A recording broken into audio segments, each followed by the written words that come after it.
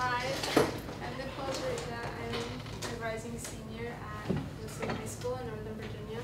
And I am here to talk to you today about why local food is better and healthier for us than what we eat and what is available to us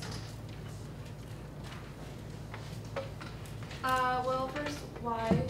Why should we care? Why is it important? And it's economically beneficial. That doesn't mean that it's cheaper. It just means that when we spend money on local food, it stays in our community. It circulates in the community, as opposed to when you buy from a grocery store somewhere else and the money goes miles away or to another country. It's healthier. There's limited pesticide use, and some of the chemicals that are used in genetically modifying food can be toxic and unhealthy for us. And it's eco-friendly, which I will get to. So the energy and money used for transportation, well, on average, food travels 1,500 miles to get to us. I mean, I don't even travel that much. So it's a pretty crazy amount.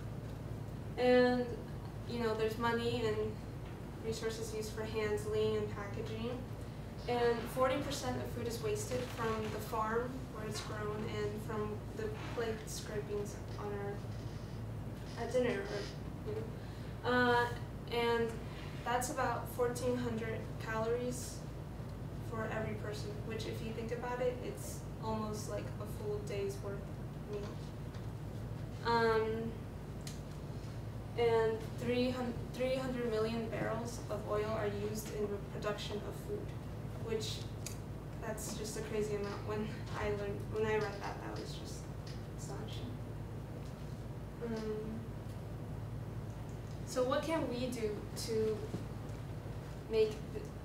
spread awareness and to make people aware of this problem? Well, first, it's, you talk about it. You have to educate people. Education is key. It gets people informed, it makes them care, it makes them want to do something. So you talk about it, you educate people, to your family, your friends, your school, just anyone. And of course, increase food availability. So food in our community, such as like opening up farmers markets, or opening up Whole Foods, or having a permaculture garden where you can have edible food at your disposal. So what am I going to do? At my school, I want to organize and construct a permaculture garden in an open space of land.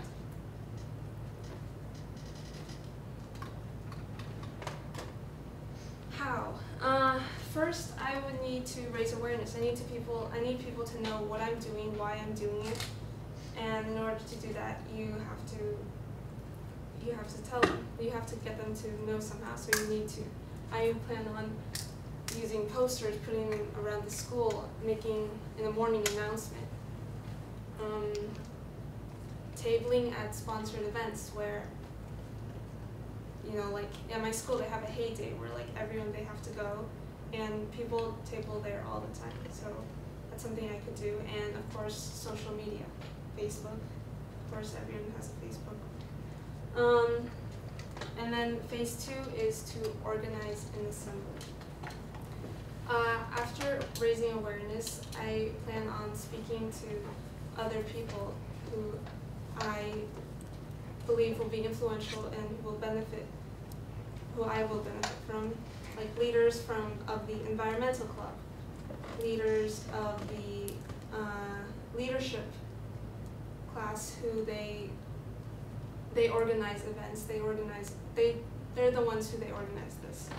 So I plan on speaking to them and trying to make an announcement and organizing an assembly in a free period or a lunch period or something around there. Phase 3 is meeting with the principal. Meeting with the principal at my school, his name is Jeff Yost, to decide on, so that he can validate, he can approve of my plan.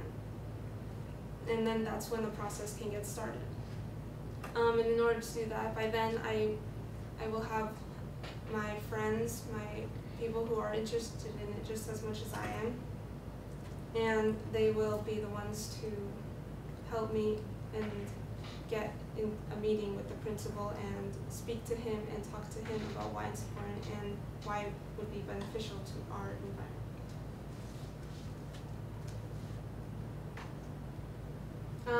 The long-term impact. Well, in my community, local food is not very available. Like the closest Whole Foods is about 30 minutes away, as well as a farmer's market. And I mean, it's more convenient to just cross the street and go to a grocery store that is like 5 minutes away walking. And so by me starting a permaculture garden in my school, I mean, that'll be the first in my community. So there will be a change being made. There will be availability in my community.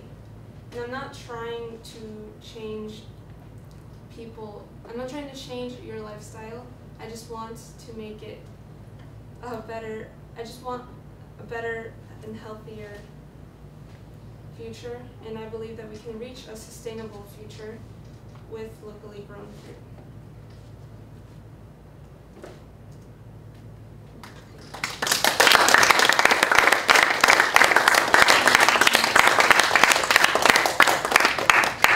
All right, questions for Nicole?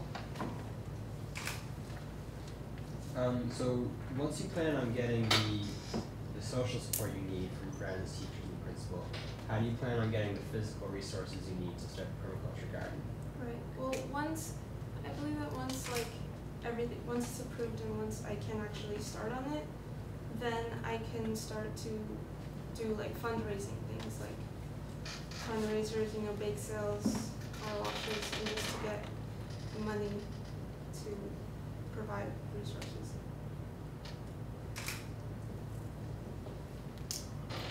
What kind of expertise do you foresee yourself and any students you get involved needing in order to physically build this permaculture garden?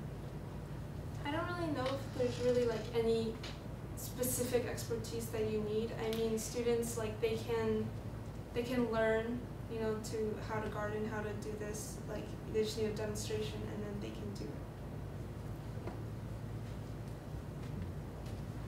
it. How long do you think it's going to take? How long do I think it's going to take? I'm not sure. It could take up to 3 weeks or a month or longer than that. Although, when do you plan on doing the work? Like after school or before school or? Yeah, after school, during school, like in free periods or lunch. So I have 2 questions. One is, have you kind of mapped out how much you think putting the garden together is going to cost for when it's time for you to raise money? If you haven't, how are you going to go about figuring out that amount of money that it's going to cost? Well, yeah, once it's started, I think that it's going to cost some money, seeds and keep fertilizers and keeping everything. And with that, it's more like just keep fundraising, just keep getting money, just keep then selling it, like getting profits off of it and stuff.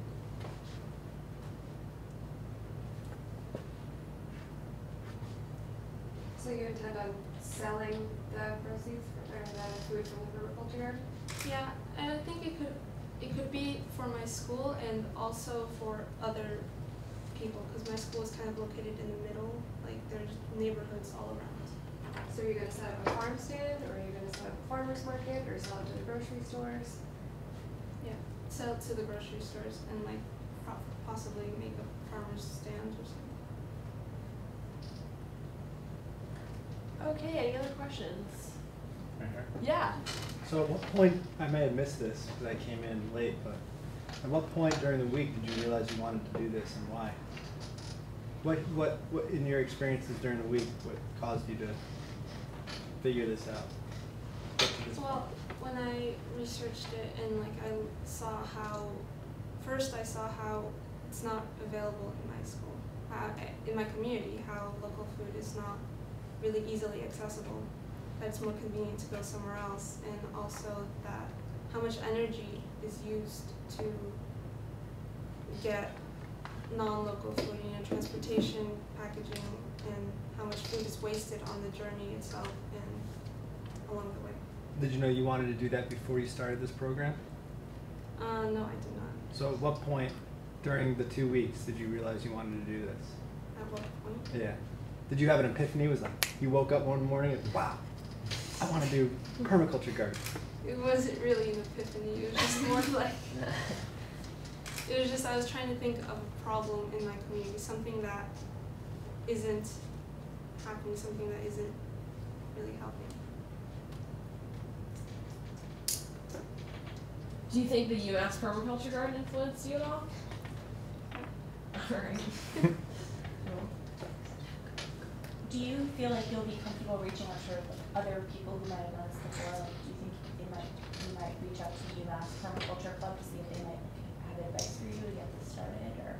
Yeah, definitely. I mean, yeah, and I also think like if I start it in my school, that will also be first in just my district. And then like other schools will like, sometimes schools like they see something and then they want that too. Alright. One more question? No? Okay. Alright, thanks, Nicole.